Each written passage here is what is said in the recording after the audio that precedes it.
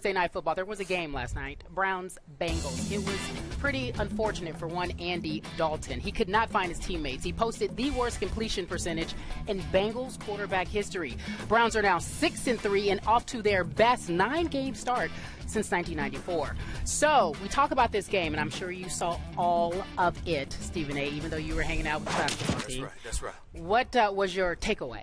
Well, my takeaway is that, the Cincinnati Bengals validated everything that I've said about them. I've never believed in them all year long, even when they got off to a hot start, and I don't believe in them now. I don't believe in Andy Dalton. I just don't. I mean, I appreciate the fact that he looks like Richie Cunningham from the old Happy Days in the 1950s, because that's one of my favorite all-time shows. But at the same time, when it comes to the art of actually throwing the football and being the quarterback, he doesn't appear to show up when the games matter most. This guy had a quarterback rating of 2 last night. Do you have any idea? I mean, it's just absolutely awful. So that's just how I feel about it. And I look at Cincinnati Bengals right now. I just don't believe in them. Cleveland has surprised me, pleasantly so, I might add.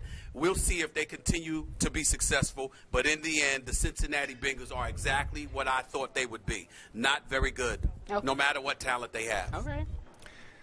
My friend, do you remember just a few short weeks ago when some analysts were making the case that the Bengals were the best team in pro football? It wasn't that long ago. Do you remember this? Before the New England debacle, do you remember? And then what happened? They go to New England and they lose 43-17. Then what happened? At home, they let the Carolina Panthers, who can't score when they're at home, score 37 and tie them. Remember that one? Right. They go to Indianapolis and lose 27-0, and they follow all that up by losing to a division rival at home last night, 24-3. Is it possible that the Bengals were as big a mirage, an early season mirage, as we've ever seen in the National Football League? Possibly. I think there it were is. expectations. There were expectations that you made.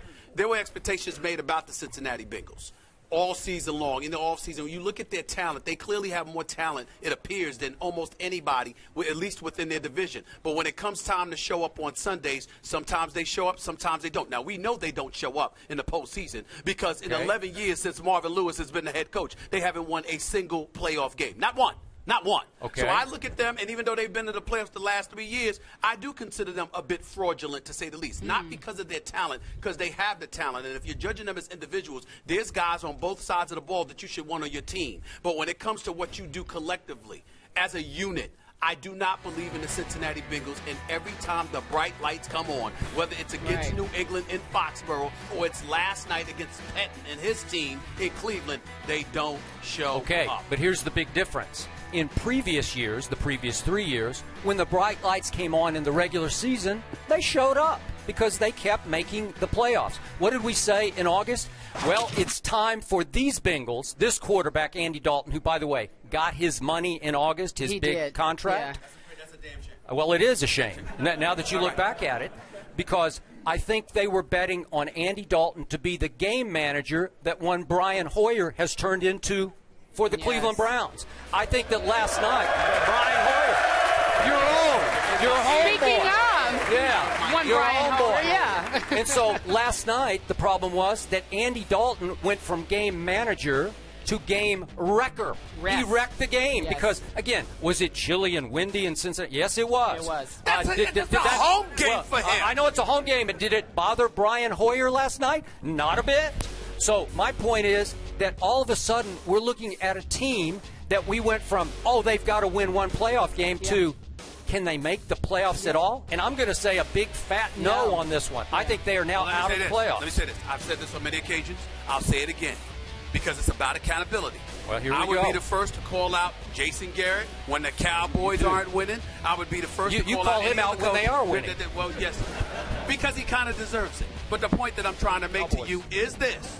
In the end, Marvin Lewis, who everybody raves about, we know he knows football. We know he was an elite defensive coordinator. That's how he got the head coaching job, because he as a defensive coordinator, helped Baltimore capture its Super Bowl championship back in 2000. But in the end, what it comes down to is this. 11 years you have been the head coach of a franchise and not one single playoff victory. If they don't, if the Cincinnati Bengals with that talent don't make the playoffs. I was saying this if they made the playoffs and didn't win a playoff game. But if they don't even make the playoffs, Marvin Lewis should be fired before he has an opportunity to leave the office that final regular season game.